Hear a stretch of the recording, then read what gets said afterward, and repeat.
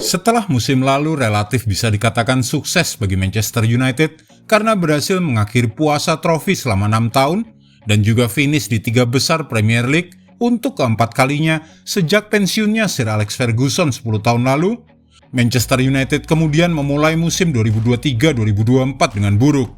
Sejumlah hasil buruk di Premier League tersebut juga telah membuat Erik ten Hag menjadi sorotan. Tetapi setelah kemenangan atas Burnley dalam pertandingan terakhirnya dan mencatatkan 3 kemenangan serta 3 kekalahan dari 6 pertandingan awal di kompetisi domestik, saat ini adalah waktu bagi skuad Setan Merah untuk bangkit dan meraih banyak kemenangan. Tapi seyakin itukah Setan Merah pasti akan bisa bangkit? Berikut beberapa alasan kenapa mulai kini Manchester United akan punya kesempatan meraih momen positif mereka dan meraih banyak kemenangan. Momen awal yang buruk telah berakhir. Kemenangan 1-0 di kandang atas Wolves saat mengawali musim ini bisa dikatakan biasa-biasa saja dan bukan sesuatu yang hebat mengingat perbedaan level kedua tim. Manchester United kemudian mendapatkan kritikan yang tajam karena penampilan yang kurang meyakinkan saat bertandang ke markas Tottenham Hotspur dan akhirnya berhasil bangkit dari ketinggalan saat melawan Nottingham Forest di Old Trafford setelah sebelumnya sempat tertinggal 2-0. Tim Erik ten Hag sebenarnya juga bermain tak buruk-buruk amat dalam pertandingan melawan Arsenal di Stadion Emirates. Awalnya mereka unggul melalui gol Marcus Rashford. Martin Odegaard menyamakan kedudukan.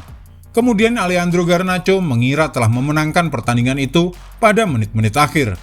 Namun VAR turun tangan dan membatalkan golnya karena offside. Pada akhirnya Arsenal berhasil mengalahkan tamunya dengan gol-gol di masa injury time dari Declan Rice dan Gabriel Jesus. Lalu melawan Brighton di kandang sendiri usai jeda internasional yang berakhir dengan buruk. Manchester United yang juga berlaga di ajang Liga Champions kalah dari Bayern Munchen. Di sini juga sama tak buruk-buruk amat. 3 gol yang dicetak di markas Munchen di Jerman adalah hal positif. Namun gawang mereka pada akhirnya kebobolan 4 gol.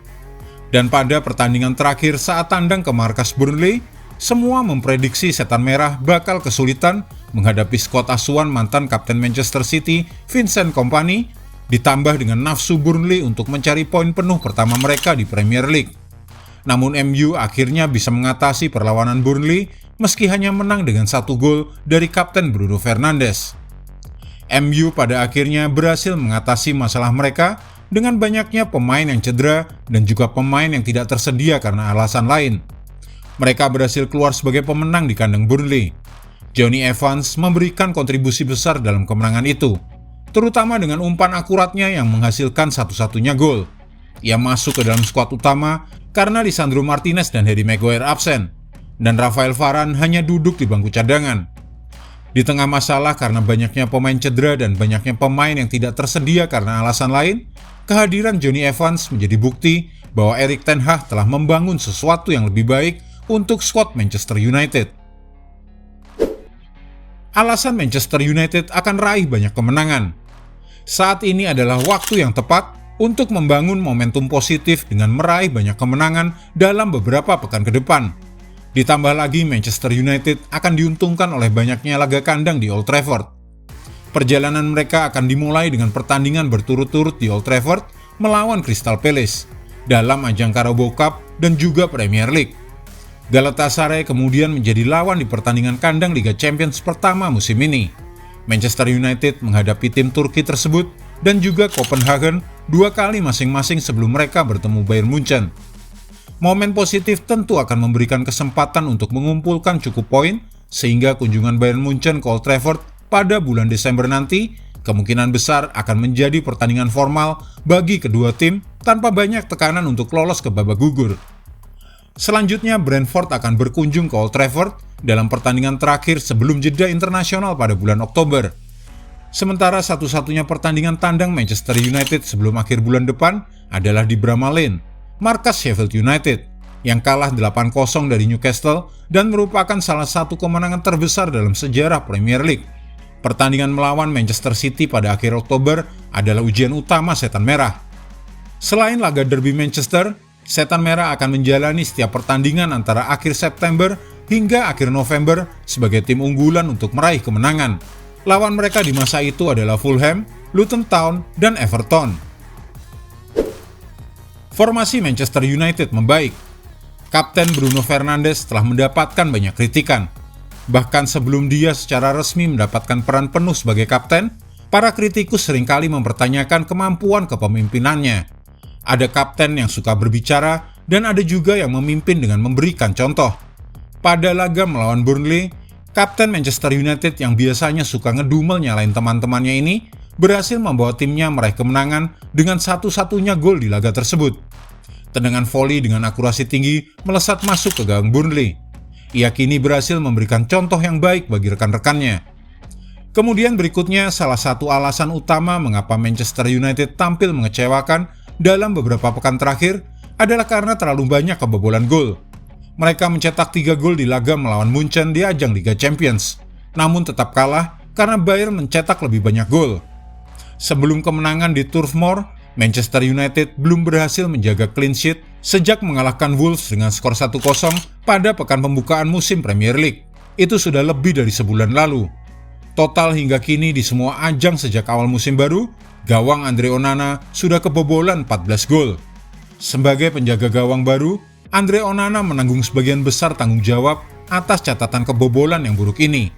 Ia juga melakukan kesalahan ketika Bayern Munchen mencetak gol pertama mereka, karena ia gagal menangkap bola tembakan yang lemah. Tapi Onana juga berkontribusi dalam menjaga gawang United agar tidak kebobolan lebih banyak lagi. Ia melakukan penyelamatan luar biasa untuk menepis tembakan Zeki Amdouni saat Burnley memiliki jumlah percobaan tembakan yang sama ke gawang seperti yang dicatatkan Manchester United sebanyak 4 percobaan. Kemenangan ini meningkatkan kepercayaan diri bagi Onana. Selanjutnya Jonny Evans. Sudah hampir 8,5 tahun terakhir kali Jonny Evans bermain untuk Manchester United. Ia meninggalkan klub pada tahun 2015, tetapi kembali dengan kontrak jangka pendek pada tahun 2023 ini. Kekurangan bek tengah membuat Jonny Evans tampil sebagai pemain pengganti melawan Arsenal. Sementara dia juga menjadi bagian dari pemain starter bersama Victor Lindelof di Turf Moor. Di saat Lisandro Martinez dan Harry Maguire absen, Rafael Varane yang baru pulih juga hanya duduk di bangku cadangan. Secara defensif, pemain berusia 35 tahun itu merupakan salah satu pemain yang bisa menjaga clean sheet di markas Burnley. Dia juga tampil mengesankan dengan umpan akuratnya untuk gol Bruno Fernandes. Dan kemudian ada anak baru. Sebenarnya belum terlalu memberikan dampak bagi United. Tetapi momen penting di laga melawan Burnley kemarin adalah debut Sofyan Amrabat, pemain pinjaman yang didatangkan pada hari terakhir jendela transfer. Pemain asal Maroko ini sempat dalam proses pemulihan dari cedera kecil sehingga debutnya sempat tertunda. Hingga akhirnya ia muncul sebentar di menit 89 di markas Burnley. Bocornya lini belakang United dalam beberapa bulan terakhir terlalu sering diobok-obok oleh lawan-lawan mereka. Dan dengan kedatangan Amrabat yang memiliki kemampuan defensif hebat untuk melindungi lini belakang United, seharusnya ia dapat menambah lapisan pertahanan yang selama ini hilang. Dan berikut adalah daftar 12 lawan Manchester United di semua kompetisi. Pada 26 September, MU akan menjamu Crystal Palace di ajang Carabao Cup. Kemudian lanjut kembali tanggal 30 September menghadapi lawan yang sama namun dalam kompetisi Premier League. Pada 3 Oktober, Manchester United akan menghadapi Galatasaray dalam ajang Liga Champions. Dilanjutkan pada 7 Oktober 2023, Manchester United akan menjamu Brentford di ajang Premier League.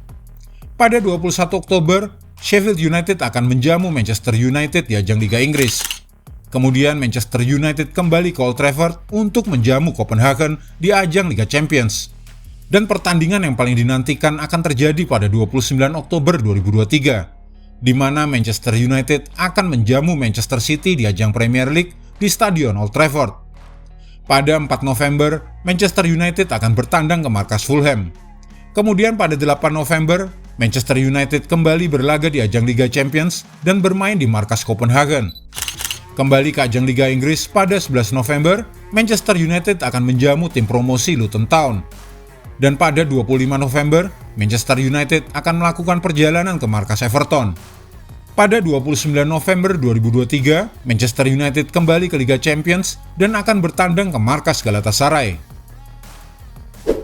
Jika Anda menyukai video ini, jangan lupa klik like, share, subscribe, dan tendang loncengnya agar tak ketinggalan update terbaru dari kami.